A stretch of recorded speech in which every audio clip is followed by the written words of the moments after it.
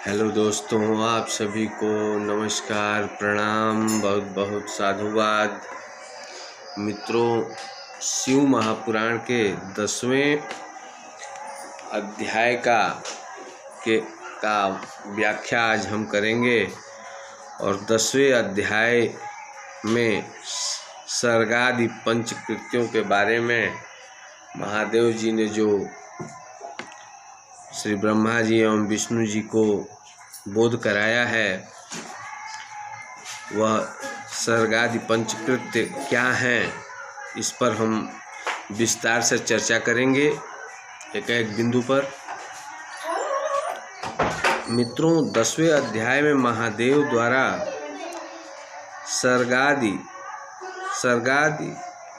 सर्ग को मित्रों संसार को ही सर्ग कहा गया है। इसमें शिव महापुराण में जहाँ सर्ग शब्द आया है उसका अर्थ है संसार, जो प्रारंभ में महादेव जी द्वारा निर्मित किया गया था, जिसकी चर्चा हम आगे अभी करेंगे। उसमें सर्ग को संसार के ही पर्यायवाची के रूप में इस्तेमाल किया गया है। सर्ग का अर्थ है संसार। तो 10वें अध्याय में महादेव जी द्वारा सर्गादि पंचकृत्यों के बारे में श्री ब्रह्मा जी एवं श्री विष्णु जी को बोध कराते हुए अपने द्वारा समस्त पांचों ज्ञान गुह्य कार्यों को जगत में नित्य सिद्ध बताया। ये 5 कृत्य मित्रों, पहला सृष्टि, दूसरी स्थिति, तीसरा संहार, चौथा तिरोभाव और 5वां अनुग्रह। इन 5 कृत्यों को विस्तार में हम समझेंगे। इस प्रकार है, महादेव जी ने बताया है कि 10वें अध्याय में महादेव जी ने बताया है मित्रों कि संसार के आरंभ का नाम सर्ग है, दूसरी स्थिति, तीसरा संहार, चौथा अदल बदल उत्क्रम, तिरोभाव और संसार। मित्रों, संसार को यहाँ सर्ग कहकर महादेव जी संसार शब्द को ही संबोधित किए हैं। तो सर्ग से मुक्त होने का नाम ही अनुग्रह 5वां बतलाया है। इन 5 कर्मों के द्वारा ही भोलेनाथ संसार का संचालन किया करते हैं। और जो कोई सदैव शिव जी का ध्यान करता है वही मुक्त होता है।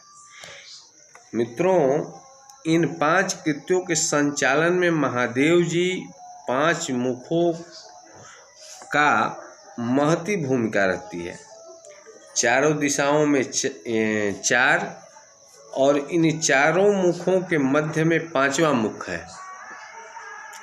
मित्रों, श्री विष्णु जी एवं श्री ब्रह्मा जी द्वारा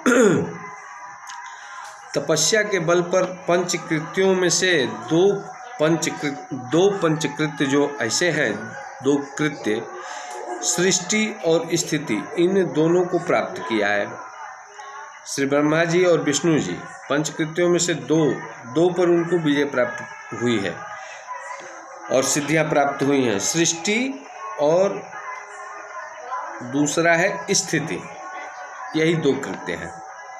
इसी क्रम में मित्रों यह और भी कि भगवान शंकर के प्रकट किए हुए 2 अवतार रुद्र और महेश, ये दोनों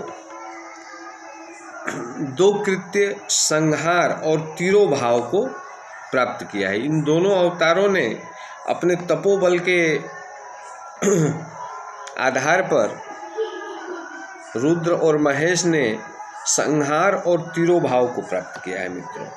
मित्रों, अनुग्रह नाम वाला 5वां कृत्य किसी को भी आज तक प्राप्त नहीं है।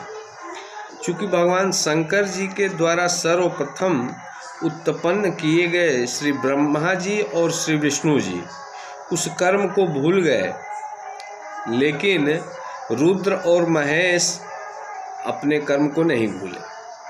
श्री विष्णु जी एवं श्री ब्रह्मा जी द्वारा पंचकृत्यों को भूल जाने के कारण इस सृष्टि की स्थिति के लिए रूप, यश, कृत्य, वाहन तथा आयुध, इत्यादि को भगवान शंकर जी द्वारा अपने योग्य संग्रह करना पड़ा। भगवान शंकर जी ने अपना ओमकार नामक मंत्र जपने का निर्देश देते हुए दिया मित्रों, और ओमकार शब्द का व्यापक व्याख्या भगवान शंकर ने 10वें अध्याय में किया है। मित्रों, भगवान शंकर ओमकार शब्द का मंत्र देते हुए महादेव जी का मुख जो था मित्रों, वह उत्तरमुखी था, क्योंकि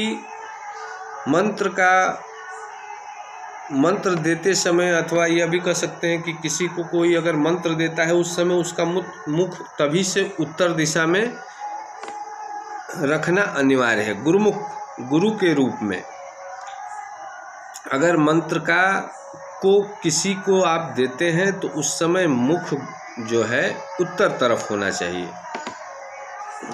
उस समय उत्तरमुखी होकर भगवान शंकर श्री ब्रह्मा और श्री विष्णु जी को उपदेश गुरु रूप में दिया है। मित्रों, महादेव जी विश्व गुरु हैं, सृष्टि गुरु हैं, समस्त ब्रह्मांडों के गुरु हैं। तब सकल और निष्कल गुण वाले, समस्त आदि और अनंत गुण वाले गुरु शिव जी का भली भांति बोध होता है। मित्रों, ओमकार मंत्र का जाप जब मार्ग शीर्ष की आद्रा वाली चतुर्दशी में सूर्य गति को होती है, इस मंत्र का जाप करने से मित्रों कई करोड़ गुना फल अधिक जाप का मिलता है। मित्रों, ओमकार मंत्र से लिंग अर्थात स्तंभ रूप की और पंचाक्षर मंत्र जो होता है मित्रों,